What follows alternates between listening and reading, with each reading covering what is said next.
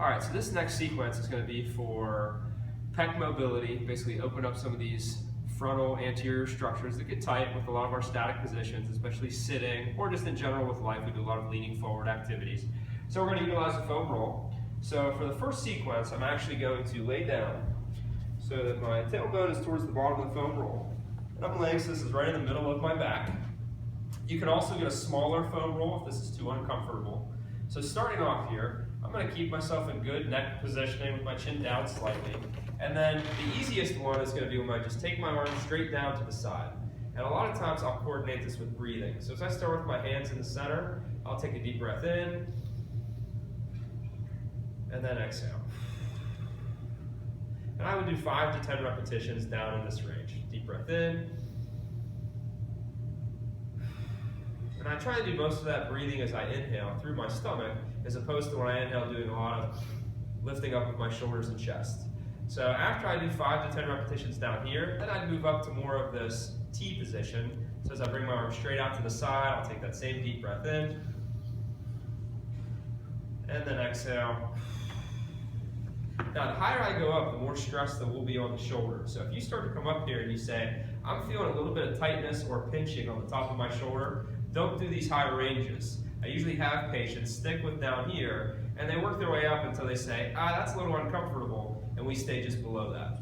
So same thing here, you would do 5 to 10 repetitions, nice and slow, coordinating your inhale with your arms out to the side, and your exhale with your arms coming forward. Now if that feels fine, the last one would be coming up into more of a Y or field goal position, where I would take a deep breath in, and same thing, 5 to 10 repetitions. Now for the next sequence, I would actually take this foam roll, and this is going to be more for that mid-back mobility. So for this, I will have the foam roll horizontal across my back, and I'm not going to take it any lower than my rib cage or any higher than where I feel that bump on the back of my neck/shoulders. That's where your mid-back kind of meets your neck.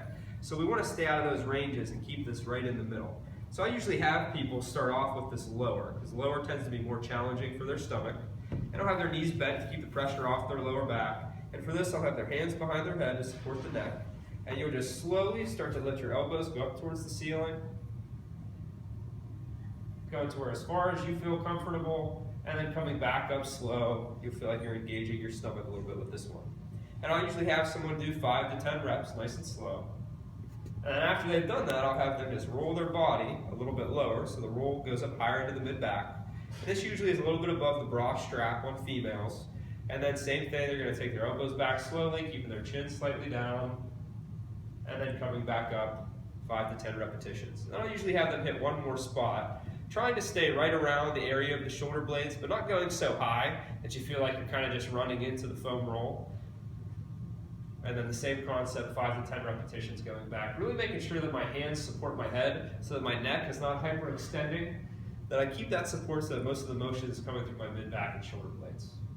And that's a nice sequence with the foam roll for some of this postural mobilization.